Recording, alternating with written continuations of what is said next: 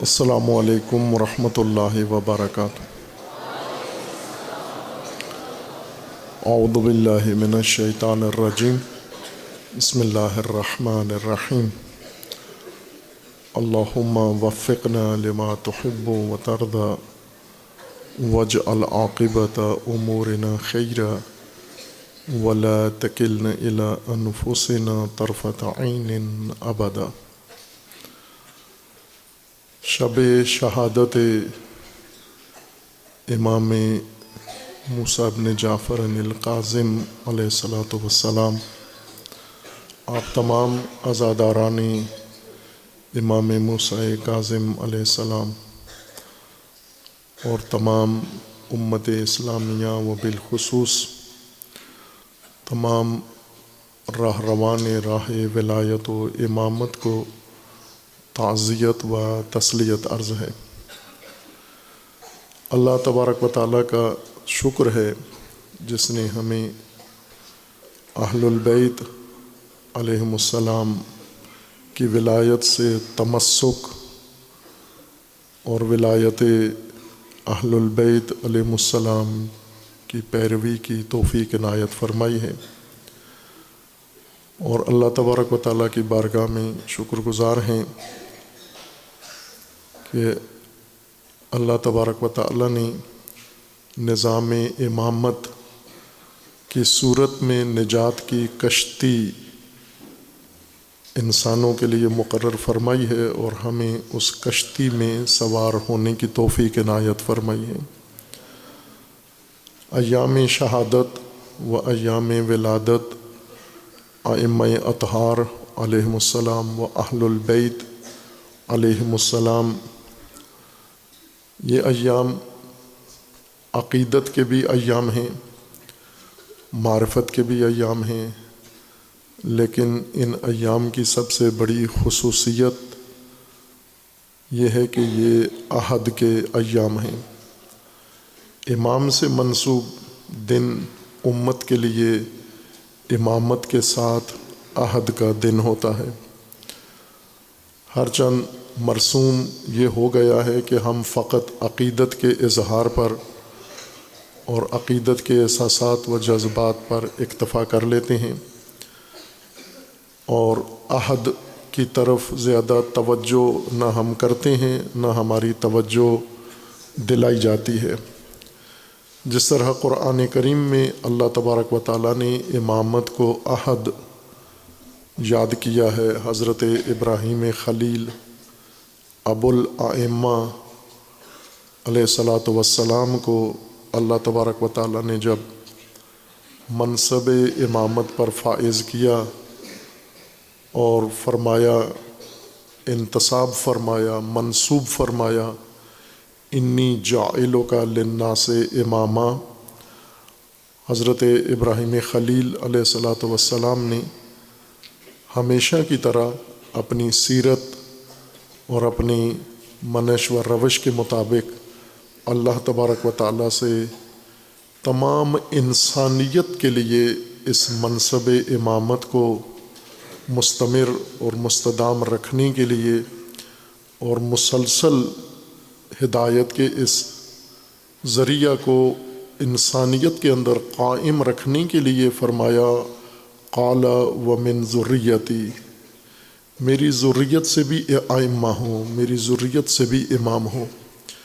چونکہ اللہ نے امام تو بنانا ہی ہے، انسانیت بغیر امام کے ناممکن ہے اللہ کی جانب سے۔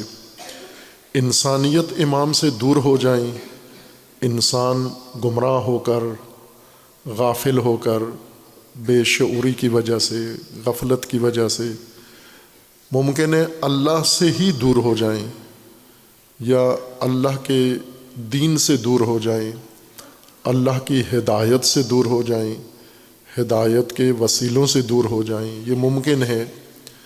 لیکن اللہ کی طرف سے اس چیز میں وقفہ آ جائے، یہ ناممکن ہے۔ اللہ تبارک و تعالیٰ کی طرف سے جیسے انسانیت میں وقفہ نہیں ہے، انسانیت کے لیے دین میں بھی وقفہ نہیں ہے۔ انسانیت کے لیے مقررہ ہدایت میں بھی وقفہ نہیں ہے، اور ہدایت انسان کی نجات کے لیے امامت میں بھی وقفہ نہیں ہے۔ ممکن ہے انسان وقفہ بیچ میں کر لے، لیکن اللہ کی طرف سے وقفہ نہیں ہے۔ تسلسل کے ساتھ، تواتر کے ساتھ مسلسل اللہ نے ائمہ مقرر فرمائے ہیں۔ وہ ائمہ، ایک زمانہ تھا کہ وہ ائمہ منصب نبوت و رسالت کے بھی حامل تھے، پھر ایک زمانہ آیا کہ منصب نبوت و رسالت کا مرحلہ تکمیل کو پہنچا، مکمل ہو گیا، جو ہدف تھا، مقصد تھا نبوت و رسالت سے وہ حاصل ہو گیا، تو رسالت و نبوت کا سلسلہ ختم ہو گیا، رک گیا، لیکن امامت کا سلسلہ مسلسل جاری رہا اور قیامت تک جاری رہے گا۔ جب تک انسانیت ہے زمین پر، انسان کی ہدایت کے لیے امامت کا نظام اللہ تبارک و تعالیٰ کی طرف سے جاری و ساری ہے۔ ہر امام، جیسے حضرت ابراہیم خلیل ابو الائمہ علیہ الصلاۃ والسلام، جب ان کا زمانہ تھا امامت کا، ان کی امامت کے زمانے میں ان کے لیے ابتلاءات و امتحانات اور آزمائشیں شدید قسم کی آئیں، حتیٰ نار نمرود میں پھینک دیا گیا ختم کرنے کے لیے۔ یہ ائمہ کی زندگی کا حصہ ہے، امامت کے نظام کا حصہ ہے یہ، کہ بغیر ابتلاءات کے، بغیر امتحانات کے، بغیر آزمائشوں کے امامت کا سلسلہ نہیں رہے گا۔ یہ لازمہ ہے، اس زمین کی امامت اور اہل زمین کی امامت کا یہ لازمی تقاضا ہے۔ اس لیے یہ امتحانات و آزمائشیں و ابتلاءات تسلسل کے ساتھ ائمہ کی زندگی میں رہے ہیں۔ ابو الائمہ حضرت خلیل علیہ الصلاۃ والسلام سے لے کر آخری امام جو روئے زمین پر آخری وقت، قیامت کے وقت تک امام کا منصب پر ہوں گے، یہ سب اس طرح کی آزمائشوں اور ابتلاءات سے گزریں گے، اور انہی آزمائشوں میں سے شہادت اور شہادت کے ایام اور شہادت کے اسباب اور شہادت کی وجوہات ہیں۔ اہل البیت علیہم السلام نے اللہ تبارک و تعالیٰ کی ہدایت اور اللہ تبارک و تعالیٰ کی طرف سے دیے ہوئے علم اور بصیرت و نور کے ذریعے سے مومنین کی اور انسانیت کی ہدایت کے لیے جو اقدام فرمایا، اس میں سے باقی تعلیمات ائمہ اطہار کی وہ بھی اسی طرح ہیں، لیکن ان میں سے ایک سید الشہداء حضرت امام حسین علیہ الصلاۃ والسلام کی عزا اور عزاداری و سوگواری کا حکم دیا، خود بھی قائم کی یہ سنت عزاداری کی ائمہ اطہار نے، اور ہمیں بھی حکم دیا ہے۔ صرف اس لیے نہیں کہ جیسے حضرت ابراہیم کو نار نمرود میں ڈال دیا گیا تو اب اولاد ابراہیم فقط اس واقعہ پر آنسو بہاتی رہے اور اس واقعہ پر افسوس کرتی رہے، بلکہ اس لیے کہ حضرت ابراہیم نے یہ آزمائشیں جھیلیں اور پھر ذریت کے لیے امامت بھی طلب کی، تو ساتھ آزمائشیں بھی طلب کیں، چونکہ امامت آزمائشوں کے ساتھ جڑی ہوئی ہے۔ آزمائشیں امامت سے دور نہیں ہیں اور امامت آزمائشوں سے دور نہیں ہے۔ اور اسی طرح امامت کے ساتھ دوسری چیز جس کو اللہ تبارک و تعالیٰ نے ربط دے دیا ہے، تعلق، اس کا رشتہ اس کا قائم کر دیا ہے، نہ ٹوٹنے والا رشتہ، وہ ہے امت۔ امامت تنہا آدھا مطلب ہے، آدھا نظام ہے۔ امت جب امامت کے ساتھ شامل ہو تو مکمل نظام بنتا ہے۔ اسی طرح اللہ تبارک و تعالیٰ نے امت کے لیے بھی آزمائشیں اور امتحانات و ابتلاءات رکھے ہیں تاکہ امامت کا بوجھ امت اٹھا سکے، امامت کا تقاضا امت وفا کر سکے، پورا کر سکے۔ یہ نہ ہو کہ امام اپنی آزمائشوں سے گزر کر اللہ کی بارگاہ میں کامیاب ہو جائے اور امت امامت کا راستہ ترک کر کے یا ان سختیوں کو دیکھ کر اور گھبرا کے، ڈر کے، ہراساں ہو کر، خوف زدہ ہو کر امامت کا راستہ ہی بدل دے یا کسی کے ورغلانے میں آ جائے، کسی کے اکسانے میں آ جائے، کسی کے بہکاوے میں آ جائے اور پھر امت امامت سے اپنا رشتہ موڑ لے۔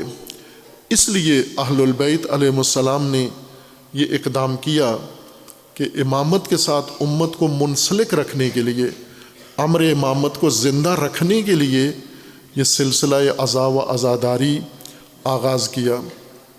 اس سلسلہ آغاز میں، اس سلسلہ عزا میں دراصل احیاء اہل البیت علیہم السلام کے تعبیر و اصطلاح امام جعفر صادق علیہ الصلاۃ والسلام کا فرمانا ہے کہ رحم اللہ امرأن، خدا رحمت کرے اس شخص کو، من احیا امرنا، جو ہمارے امر کو، ہمارے معاملے کو، ہمارے سلسلے کو، ہمارے موضوع کو زندہ رکھتا ہے، خدا اس شخص پر رحمتیں نازل کرے اپنی، جو ہمارے امر کو زندہ رکھتا ہے۔ آپ کا امر کیا ہے؟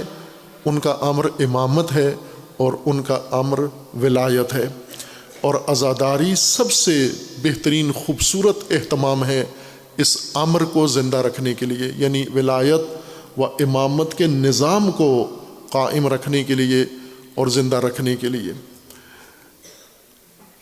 لیکن عزاداری کی جو صورت بن چکی ہے، پیشہ ورانہ صورت، اس نے عزاداروں کو عزاداری کے مقصد سے محروم کر دیا ہے۔ عزاداری میں وسعت ہے، عزاداری میں بہت کچھ اضافہ ہوا ہے، لیکن مقصد عزاداری کا پیشہ وروں نے گم کر دیا ہے۔ عزاداری کا پیشہ وری عزاداری کا خود مقصد بن گیا ہے۔ پیشہ ور یعنی وہ جنہوں نے عزاداری سے اپنی معاش حاصل کرنی ہے، عزاداری سے شہرت حاصل کرنی ہے، عزاداری سے مال کمانا ہے، عزاداری سے جائیدادیں بنانی ہیں۔ یہ بہت اہم موضوع ہے۔ عزاداران، ظاہر پاکستان کے عزادار دنیا کے عزاداروں سے منفرد ہیں، بالکل مختلف ہیں، اس میں کوئی مبالغہ نہیں ہے۔ ہم نے آنکھوں سے دیکھا ہے، اگر ساری دنیا کے شیعہ کسی جگہ اکٹھے ہوتے ہیں تو وہ حج ہے۔ حج پر یہ سارے شیعہ دنیا بھر سے حج کے لیے آتے ہیں، پاکستان سے بھی جاتے ہیں شیعہ، اور شیعہ کا طرز حج باقی تمام سے مختلف ہوتا ہے، اور وہ یہ کہ باقی جو شیعہ یا مومنین مسلمین آتے ہیں وہ حج بھی کرتے ہیں اور حج کے تقاضے بھی پورے کرتے ہیں، ساتھ اہل البیت علیہم السلام کا ذکر بھی کرتے ہیں، حج کے دوران دعائیں پڑھتے ہیں اور بہت کچھ۔ لیکن جو پاکستان سے شیعہ جاتے ہیں یہ حج میں بھی فقط عزاداری ہی کرتے ہیں، اور یہ ان کا امتیاز ہے، ساری دنیا دیکھتی ہے اور متاثر بھی ہوتے ہیں لوگ اس سے۔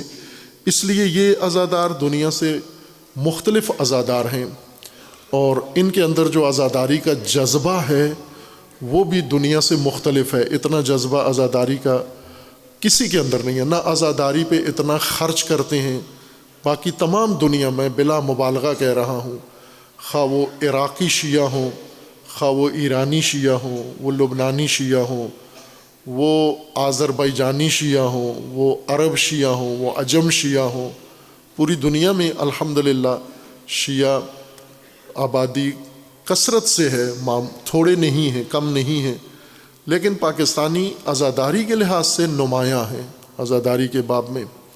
اور عزاداری میں چونکہ ان کو زیادہ توفیق اللہ نے دی ہے تو عزاداری کے مقاصد بھی ان میں زیادہ ہونے چاہیے تھے، عزاداری کے نتیجے بھی ان کے اندر زیادہ ہونے چاہیے تھے، چونکہ عزاداری کا اہتمام دین کے تمام باقی کاموں اور فرائض اور وظائف کی نسبت عزاداری کی نسبت زیادہ اہتمام ہے شیعہ کا، اور اس کے تناسب سے نتائج کو بھی اگر جائزہ لیا جائے تو نتائج باقی دنیا سے عزاداری کے نتائج یہاں زیادہ ہونے چاہیے تھے۔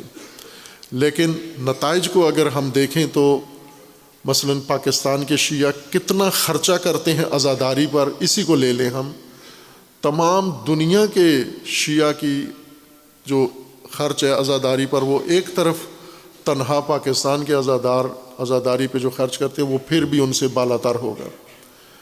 بلکہ اگر میں یوں کہوں کہ تمام دنیا کے مسلمین دینی مذہبی امور پر جتنا خرچ کرتے ہیں، پاکستان کے شیعہ بلا مبالغہ عزاداری پر اس سے زیادہ خرچ کرتے ہیں، اور یہ بڑی توفیق ہے ان کو اللہ نے عطا کی ہے۔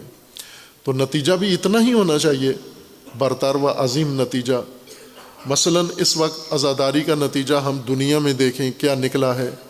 عزاداری کا نتیجہ ایران میں دیکھیں، ایران کے رہبروں سے پوچھیں کہ عزاداری کا آپ نے کیا نتیجہ لیا ہے، تو امام خمینی فرماتے ہیں کہ عزاداری کا نتیجہ انقلاب اسلامی ہے، عزاداری کا نتیجہ حکومت اسلامی ہے، عزاداری کا نتیجہ تمام شیطانی طاقتوں کی شکست اور ذلت ہے جو ہمارے ہاتھوں ہوئی ہے، اور عزاداری کا نتیجہ پوری دنیا کے اندر انقلاب کا یہ پیغام ہے، یہ عزاداری کا نتیجہ ہے۔ لبنان میں عزاداری کا نتیجہ، اگر اور کوئی چیز دنیا کو نظر نہیں آتی، چاند سے بھی بیٹھ کر زمین پہ دیکھیں، لبنان کو دیکھیں تو فقط حزب اللہ نظر آتی ہے وہاں پر، باقی لبنان کا کوئی طبقہ نظر نہیں آتا، ڈھونڈنے سے ملتا ہے۔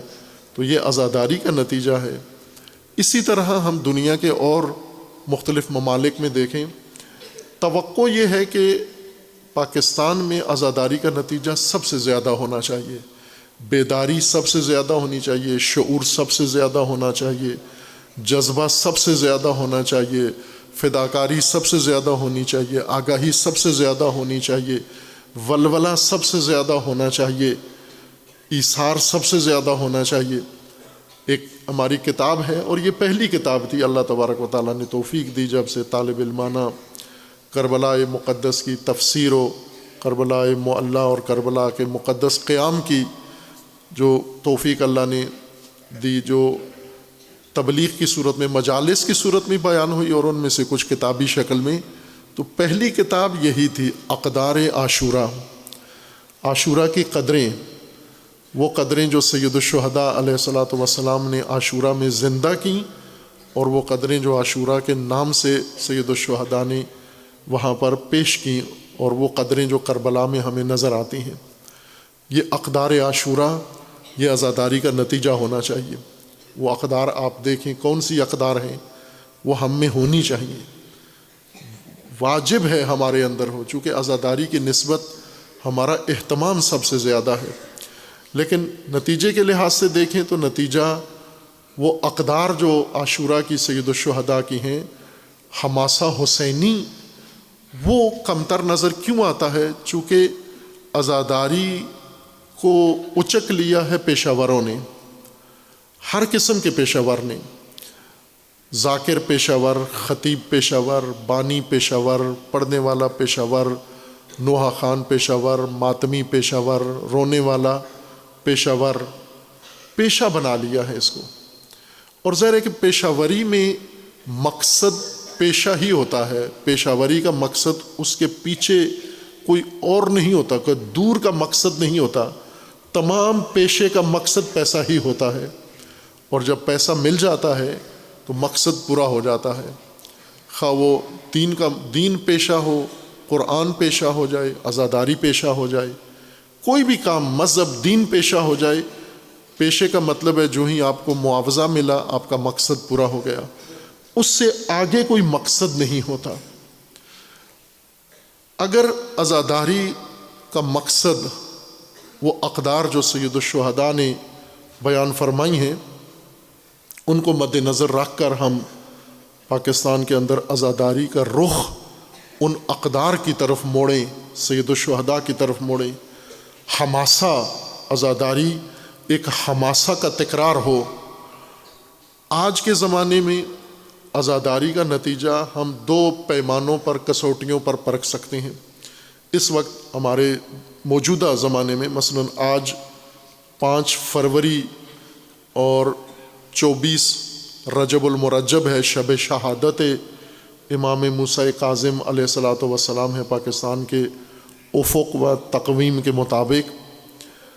تو اس تاریخ کو اگر ہم دیکھیں شب شہادت، دو چیزیں سب سے نمایاں ہیں اس وقت، ایک عالمی مسئلہ اور وہ ہے غزہ اور فلسطین، اور دوسرا پاکستان کے اندر ہیں اس وقت جو چیز تمام ذہنوں کے اوپر اور تمام ماحول کے اوپر چھائی ہوئی ہے وہ ہیں انتخابات۔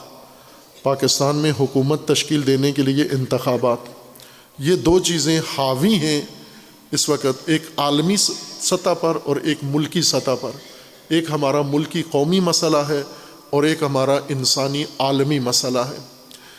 یہ دو چیزیں کافی ہیں ہم نتیجہ عزاداری کا یہاں آ کے ان کو دونوں کو مد نظر رکھ کر ہم دیکھیں کہ عزاداری سید الشہداء علیہ الصلاۃ والسلام و عزاداری ائمہ اطہار نے ہمیں کیا دیا ہے۔ اگر عزاداری ساری عمر کی ہے، امام حسین علیہ السلام کا سوگ منایا ہے اور غم کیا ہے، آنسو بہائے ہیں، سینہ کوبی کی ہے، یہ پیشہ تھا یا فریضہ تھا؟ یہ پیشہ تھا یا تربیت تھی؟ یہ پیشہ تھا یا شعور تھا؟ یہ پیشہ تھا یا بیداری تھی؟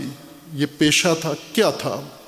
ظاہر ہے ایک جیسے کام دو بندے کر رہے ہوتے ہیں، ایک فریضہ انجام دے رہا ہوتا ہے، ایک پیشہ انجام دے رہا ہوتا ہے۔ مثلاً آپ مسجد میں چلے جائیں، آگے امام کھڑا ہوا ہے اور پیچھے مومن کھڑا ہوا ہے۔ آگے جو امام ہے وہ 5 نمازیں روزانہ پڑھتا ہے اور پڑھاتا ہے، پیچھے مومن ہے اور زیادہ مومن ہے، مسجد بھری ہوئی ہے، یہ بھی وہی 5 نمازیں امام کے پیچھے پڑھتے ہیں۔ یہ امام ان 5 نمازوں کا معاوضہ لیتا ہے اور وہ پیچھے کھڑے ہوئے جتنے ہیں 100 200 400 1000 آدمی، وہ عمر بھر یہ 5 نمازیں روزانہ پڑھتے ہیں، کسی ایک نماز کا ایک پیسہ بھی ان کو نہیں ملتا۔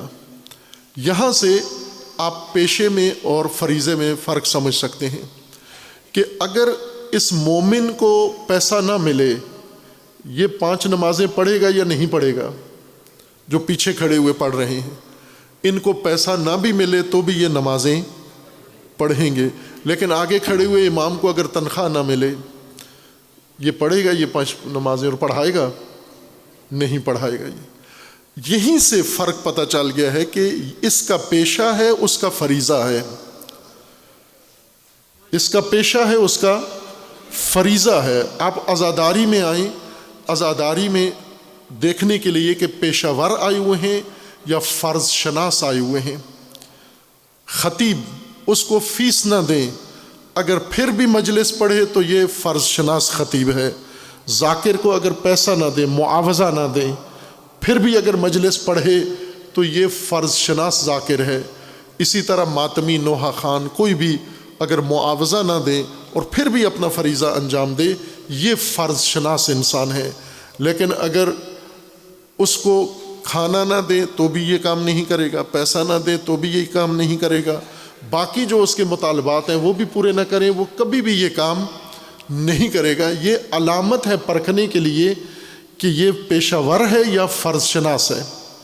اور پھر نتیجے کے لحاظ سے دیکھیں کہ اگر کسی دن مشکل میں آ پڑے، فرض شناس جو نماز پڑھتا ہے فرض سمجھ کر، اور پیشہ ور جو پیشہ انجام دیتا ہے پیشہ سمجھ کر، اگر اس مومن کو خطرہ ہو مسجد میں جانے سے، تیری جان کو خطرہ ہے، پاکستان میں دہشت گردی ہے، مسجدوں میں خطرہ ہے، آپ جاؤ گے ممکن ہے شہید ہو جاؤ۔ مومن اگر پہلے پھر کبھی ناغہ کرتا تھا، جب سے خطرہ ہوا ہے اس دن سے بلا ناغہ جانا اس نے شروع کر دیا ہے۔ لیکن پیشہ ور کو اگر کہیں کہ اس مسجد میں خطرہ ہے، دوسری مسجد میں کوئی خطرہ نہیں ہے، تو وہ کبھی اس مسجد کی طرف رخ نہیں کرے گا۔ فرض شناس اور پیشہ ور میں یہ فرق ہے۔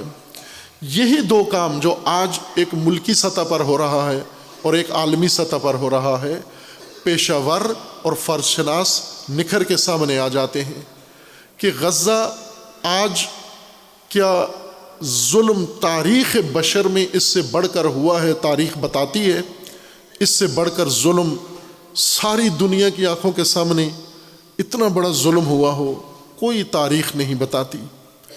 بچوں کو مارا جا رہا ہے، خواتین کو مارا جا رہا ہے، بوڑھوں کو مارا جا رہا ہے، عام شہریوں کو مارا جا رہا ہے، ان کے گھر ویران کیے جا رہے ہیں، ان کے خیموں پر حملہ کیا جا رہا ہے، انہیں کھانے کے لیے کچھ نہیں ملتا، پینے کے لیے کچھ نہیں ملتا، سردی میں انہیں تن ڈھانپنے کے لیے کچھ بھی نہیں ملتا.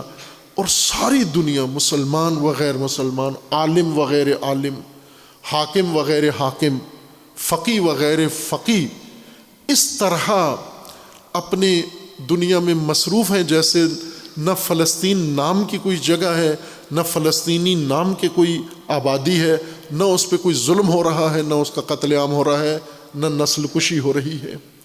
اگر یہ کیفیت ہے تو جو نمازیں پڑھی ہیں وہ بھی پیشہ تھا، جو عزاداری کی ہے وہ بھی پیشہ تھا.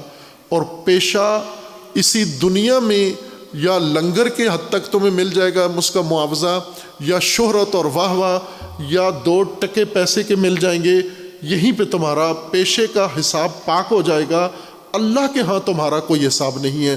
لا خلاق لہم فی الآخرہ، اللہ نے آخرت کے لیے ان کا کوئی حساب نہیں رکھا ہوا.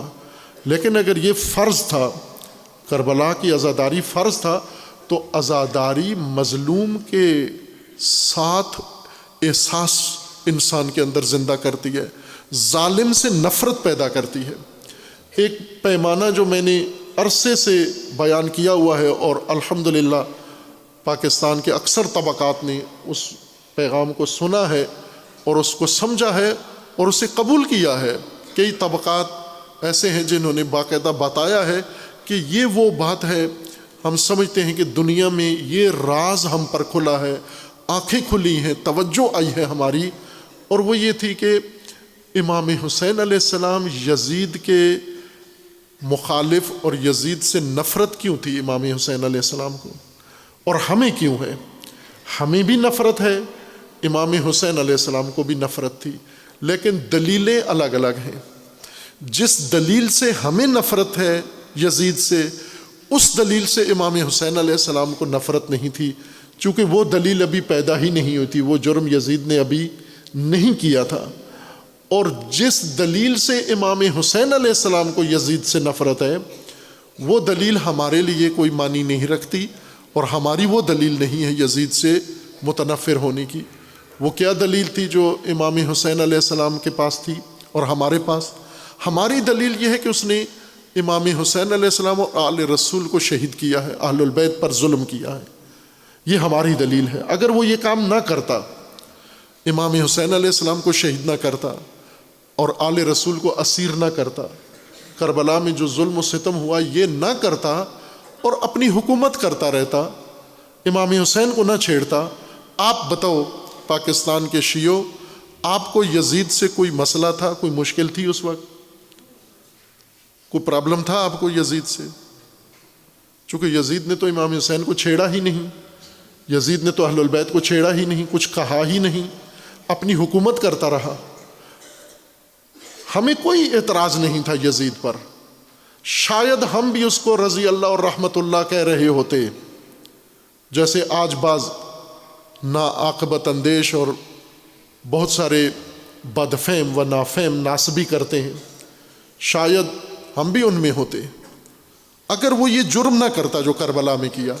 لیکن امام حسین علیہ السلام نے یزید کا انکار کیا، اس کے دفتر میں دربار میں کھڑے ہو کر اس کا انکار کیا، یزید سے نفرت اور بیزاری و برات کا اظہار کیا اور اس کی بیعت کا انکار کیا اور اس کے خلاف قیام کا آغاز کیا.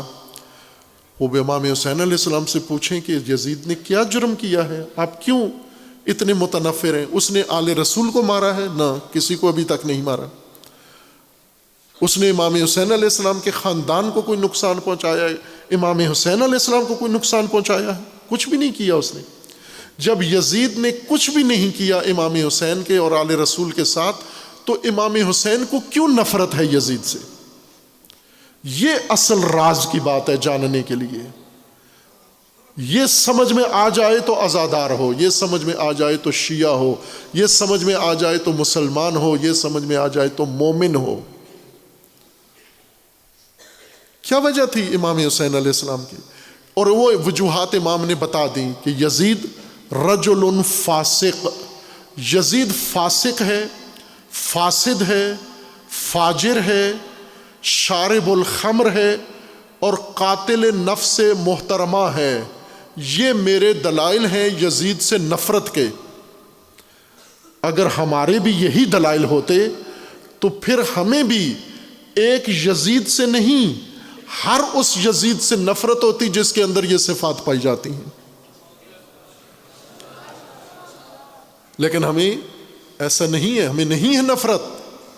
ہمیں کسی فاسق حکمران سے نفرت نہیں، کسی فاسد حکمران سے نفرت نہیں، کسی شارب الخمر شراب خار سے نفرت نہیں، ہمیں کسی قاتل نفس محترمہ سے نفرت نہیں، ہمیں صرف ایک یزید، معاویہ کے بیٹے یزید سے نفرت ہے۔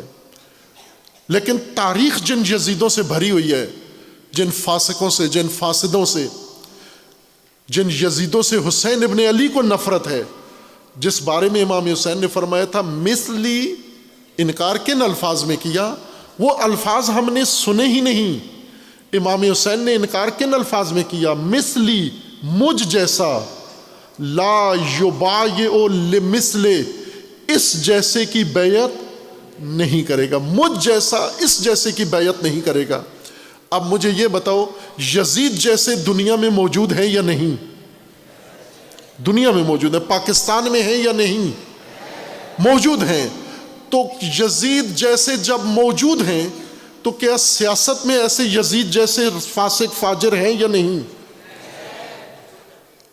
انتخابات میں جو بن رہے کینڈیڈیٹ یہ یزید جیسے فاسق و فاجر ہیں یا نہیں؟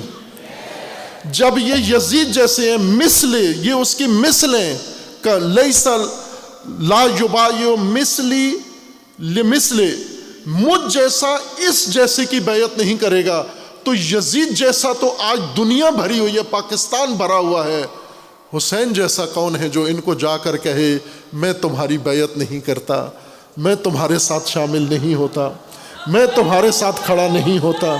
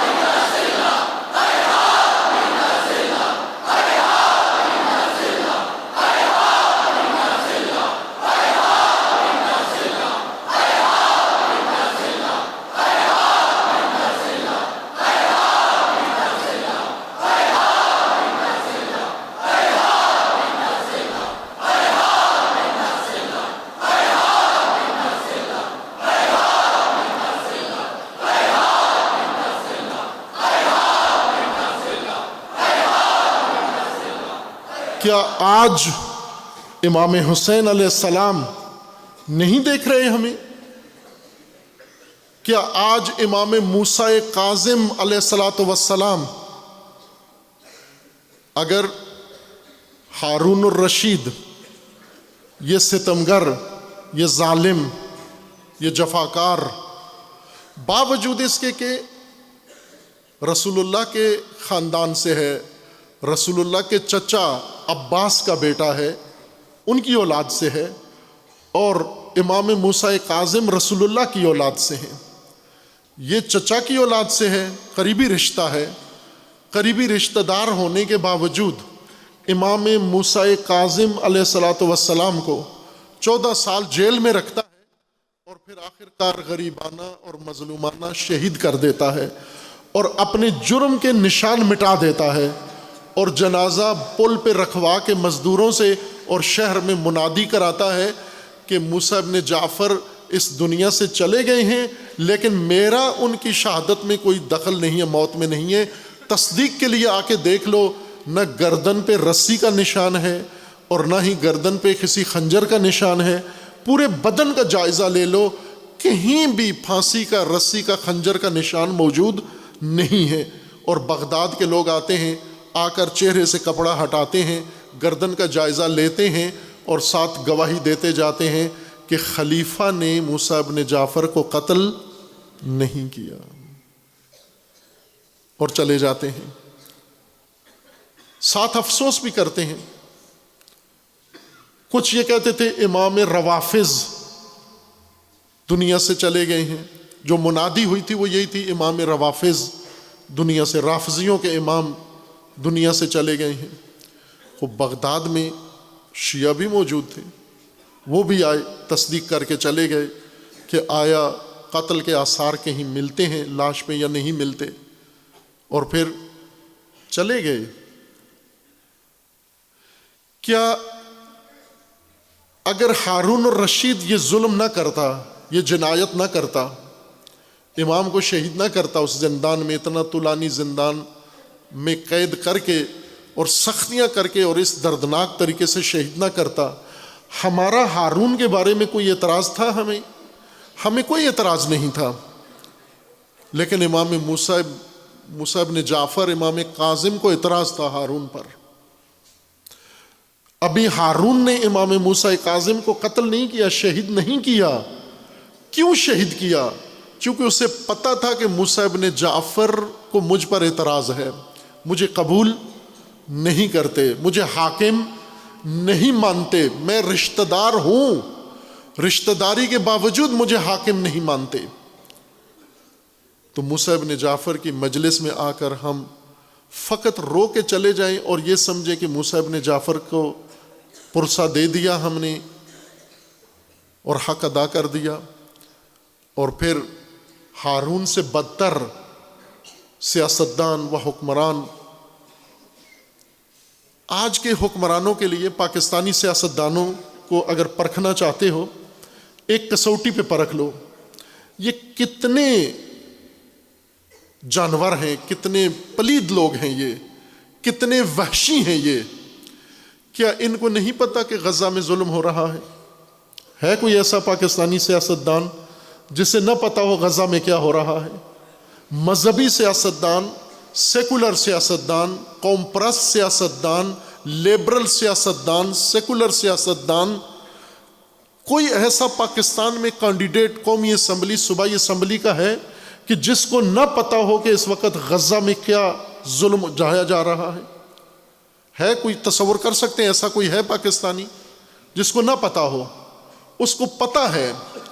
اگر تجھے پتا ہے اور تو ابھی پاکستان کی حکومت میں، پارلیمنٹ میں آنا چاہتا ہے، اس پورے دورانیے میں جب تو الیکشن کی تیاریاں کر رہا تھا، کروڑوں روپیہ خرچ کر کے تو اقتدار میں آنا چاہ رہا تھا، تیرے کروڑوں روپے کے خرچ کے دوران، تیری کمپین کے دوران کتنی نسل کشی ہوئی ہے غزہ کے اندر؟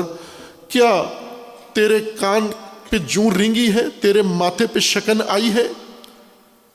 تجھے افسوس ہوا ہے؟ تو لرزا ہے کہ انسانیت کا اتنا قتل عام ہو چکا ہے، اور میں یہاں پر اقتدار کے لیے، اور میں یہاں پر ایک دن نام لیا ہے، تو نے یہ کہا ہے کہ میں اقتدار میں آ کر سب سے پہلے فلسطین کے تحفظ دوں گا؟ کسی نے اپنے منشور میں کہا ہے؟ انسانیت سے خالی ہیں یہ۔ پرکھ لو ان کو، یہ کون ہیں، یہ کہاں کھڑے ہیں؟ اور پھر وہ لوگ جنہوں نے تاریخ بھر میں یہ ظلم کیا ہے کہ ائمہ کے اثاثے کو، امامت کے اثاثے کو، یعنی امت کو، یعنی جوانوں کو، یعنی لوگوں کو، یعنی مومنوں کو، یعنی عزاداروں کو ائمہ کے نام پر طاغوتوں کے قدموں میں جا کر بٹھایا ہے۔ آپ کو پتہ ہے ہارون الرشید کے دادا جس نے حکومت قائم کی، ابو منصور صفاح نے، اس کو کون تخت نشین کرنے والا کون تھا؟ اس کو تخت پہ بٹھانے والا کون تھا؟ بنو امیہ سے اقتدار لے کر اس ابو منصور کو اقتدار دینے والا کون تھا؟ وہ ایک بڑا نامور شیعہ لیڈر تھا، اس کا نام تھا ابو مسلم خراسانی۔ یہ خراسان کا لیڈر تھا، اور اتنا ہی بڑا ایک لیڈر دوسرا جس کی اپنی بڑی مضبوط جماعت تھی جس کا نام ابو سلمہ تھا، یہ کوفہ کے شیعوں کا بڑا لیڈر تھا۔ ان دونوں نے، ایک نے کوفہ میں لشکر بنایا، ایک نے خراسان میں لشکر بنایا، ایک نے خراسان کے شیعوں کو اکٹھا کیا، ایک نے کوفہ کے شیعوں کو اکٹھا کیا، اکٹھا کر کے بنو امیہ کو شکست دے کے اور ہارون الرشید کے دادا کو اقتدار دے دیا، اور امام جعفر صادق، امام موسیٰ کاظم کے والد گرامی موجود تھے، اور انہیں بلا کر کہا کہ آپ بھی بیعت کریں ان کی۔ اقتدار میں ان طاغوتوں کو کون لایا؟ کس کی طاقت تھی جو طاغوتوں کے سپرد کی گئی؟ اس لیے عرض کیا ہے کہ اگر عزاداری سے شعور نہیں آیا تو یہ عزاداری صرف پیشہ ہے۔ اگر عزاداری سے عقل نہیں آئی، اگر عزاداری سے کربلا سمجھ میں نہیں آئی، اگر عزاداری سے اپنے زمانے کے یزید کی پہچان نہیں ہوئی، اگر عزاداری سے فریضہ حسینی انجام دینے کے قابل نہیں ہوئے، آج کیا شعار ہمارا ہونا چاہیے تھا؟ آج جب طاغوت سارے بلا رہے ہیں، آپ کے پاس آ رہے ہیں اور آپ کو کہتے ہیں ہماری بیعت کرو، تو اگر عزاداری میں ساری عمر گزری ہے اور یہ عمر پیشہ وری نہیں تھی اور یہ تجارت نہیں تھی، اگر واقعاً عبادت سمجھ کے اور فریضہ سمجھ کے عزاداری کی ہے، تو تجھے سید الشہداء کے قیام کا حماسہ کا پہلا جملہ یاد ہوتا۔ جو طاغوت تیرے پاس آتا ہے تو اسے کہہ دیتا میرے مولا حسین نے فرمایا ہے کہ میں مثلی لا یبایع لمثلے، میرے مولا حسین نے کہا ہے کہ میں مجھ جیسا یزید جیسے کی بیعت نہیں کر سکتا۔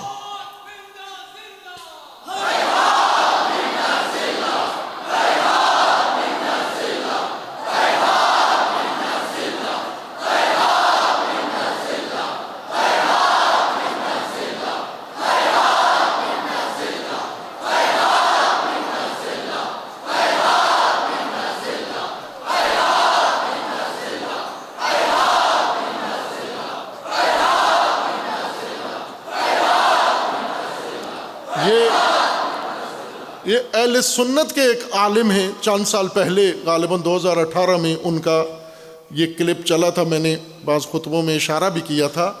ان کا یہ کہنا تھا کہ ووٹ دینا بیعت ہے، ووٹ بیعت ہی کو کہتے ہیں۔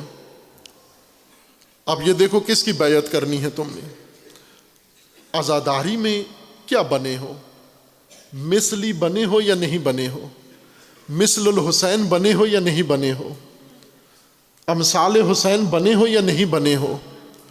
اگر بنے ہو، اگر کوئی حسینی رنگ تمہارے اندر آیا ہے، اگر کوئی حسینی رگ تمہارے اندر پیدا ہوئی ہے، اگر کوئی حسینی احساس تمہارے اندر پیدا ہوا ہے، تو جس کے اندر ذرہ برابر حسینی احساس ہے وہ یزید جیسے کی بیعت نہیں کرے گا کبھی، وہ یزید جیسے کے سامنے تسلیم نہیں ہوگا کبھی بھی۔ اس کے اوپر جتنی بھی آفات آ جائیں، جتنی بھی مشکلات آ جائیں، وہ یزید جیسے کی بیعت نہیں کرے گا۔ عزیزان، یہ عزاداری، اور اس عزاداری میں جو بھی آپ نے اختیار کیا ہوا ہے طریقہ، آپ عزاداری کرتے ہو، خطابت کرتے ہو، عزاداری کرتے ہو، سلام پڑھتے ہو، عزاداری کرتے ہو، مرثیہ پڑھتے ہو، عزاداری کرتے ہو، ذاکری کرتے ہو، عزاداری میں مصائب پڑھتے ہو، عزاداری میں آپ نوحہ پڑھتے ہو، سینہ کوبی کرتے ہو، یہ سب عزاداری کے طریقے ہیں، روشیں ہیں۔ ان سب کے اندر اگر اس نوحے نے یزید سے متنفر کیا ہے، یزیدیت سے اور مثل یزید سے اور اپنے زمانے کے یزید سے، اگر اس نوحے نے تجھے متنفر کیا ہے تو شکر خدا کر، تو مثل حسین ہو رہا ہے۔ اگر اس خطیب نے تجھے زمانے کے یزید سے متنفر کیا ہے، علامہ اقبال رحمۃ اللہ علیہ اگر مجھ سے پوچھیں، حقیر طالب علم سے پوچھیں کہ بر صغیر میں کون ہے حسین شناس جس کو امام حسین سمجھ میں آیا، جو منطق حسین سمجھ سکتا ہے، سمجھا ہے، تو وہ علامہ اقبال ہیں، نہ یہ پیشہ ور خطیب جنہوں نے امام حسین کے نام پر جائیدادیں، بینک بیلنس، پراپرٹی، بنگلے، گاڑیاں بنائی ہیں۔ یہ نہیں ہے حسین شناس، یہ حسین فروش ہیں، یہ کربلا فروش ہیں، یہ اہل البیت فروش ہیں، یہ تاجر ہیں۔ لیکن حسین شناس کہاں سے پتہ چلا؟ حسین شناس، علامہ اقبال فرماتے ہیں کہ امامت تجھے پتہ ہے امام کون ہوتا ہے؟ تو نے پوچھی ہے امامت کی حقیقت مجھ سے، حق تجھے میری طرح صاحب اسرار کرے۔ تو نے مجھ سے امامت پوچھی ہے تو امامت سمجھنے کے لیے اللہ تجھے بھی صاحب اسرار کرے، چونکہ میں تجھے سر و راز امامت کا بتا رہا ہوں۔ وہ کیا ہے وہی تیرے زمانے کا امام برحق جو تجھے حاضر و موجود سے بیزار کرے۔ تیرے زمانے کا امام برحق کون ہے؟ جو تجھے اس موجودہ فساد سے، طاغوتوں سے بیزار کرے، وہ تیرے زمانے کا امام برحق ہے۔ یہ اقبال فرما رہے ہیں، فتنہ ملت بیضا ہے امامت اس کی جو مسلمان کو سلاطین کا پرستار کرے۔ وہ فتنہ ہے، وہ شخص، اس کی قیادت فتنہ، اس کی امامت فتنہ، اس کی رہبری فتنہ، اس کی ذاکری فتنہ، اس کی خطابت فتنہ، اس کا درس فتنہ، اس کا خطبہ فتنہ، اس کا لیکچر فتنہ، جو مسلمان کو سلاطین کا پرستار کرے، جو مسلمانوں کو فاسقوں اور فاجروں کا پرستار کرے اور ان کا پجاری بنائے اور ان کی طرف دعوت دے، فتنہ ملت بیضا ہے امامت اس کی۔ یہی تو امام حسین فرما رہے تھے، مثلی لا یبایع لمثل، مجھ جیسا اس جیسے کی بیعت نہیں کرے گا۔ تو آج انتخابات کے موقع پر، ہر انتخاب پر حسینیوں کا شعار حسینی ہونا چاہیے۔ وہ کیا ہے؟ یا حسین لا نبایع لمثل، یا حسین آپ نے فرمایا تھا مجھ جیسا اس جیسے کی بیعت نہیں کرے گا، ہم عہد کرتے ہیں اے حسین، تیرے خون کی قسم کھا کے عہد کرتے ہیں کہ ہم کبھی بھی یزید جیسوں کی بیعت نہیں کریں گے۔ لا نبایع لمثل، یا حسین لا نبایع لمثل، یا حسین لا نبایع لمثل، یا حسین لا نبایع لمثل، یا حسین لا نبایع لمثل، یا حسین لا نبایع لمثل، یا حسین لا نبایع لمثل، یا حسین لا نبایع لمثل، یا حسین لا نبایع لمثل۔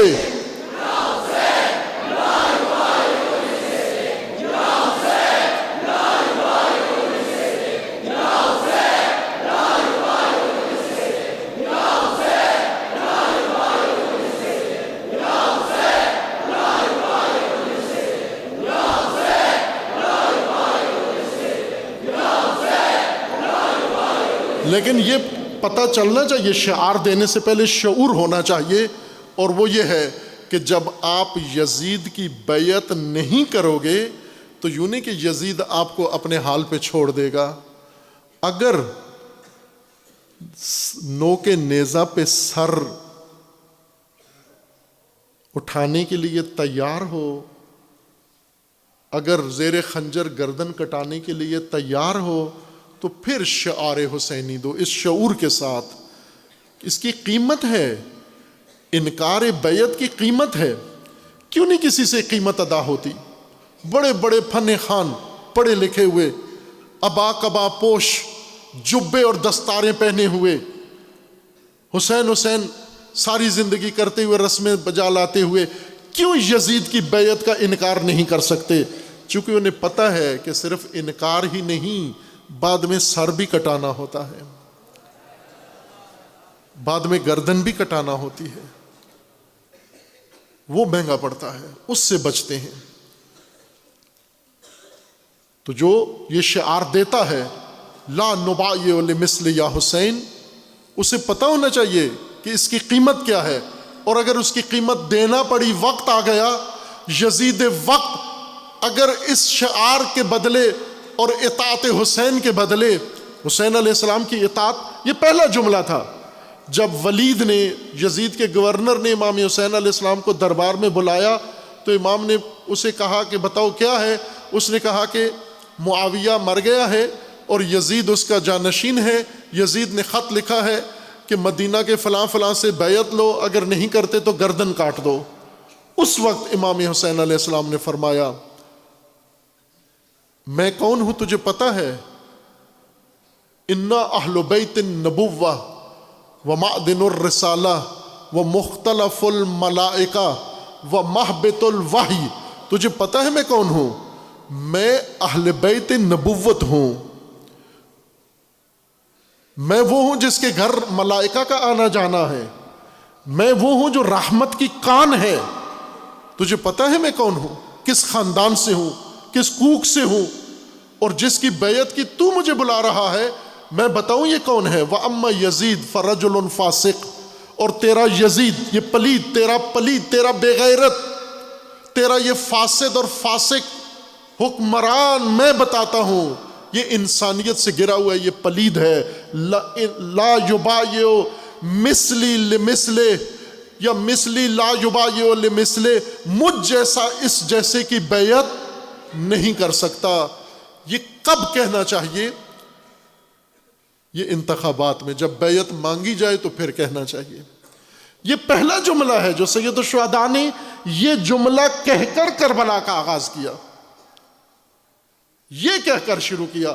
تو پہلا لفظ تو امام حسین سے سن لو، ایک اطاعت پہلے جملے کی تو کر لو کہ میں یزید جیسے کی بیعت نہیں کر سکتا۔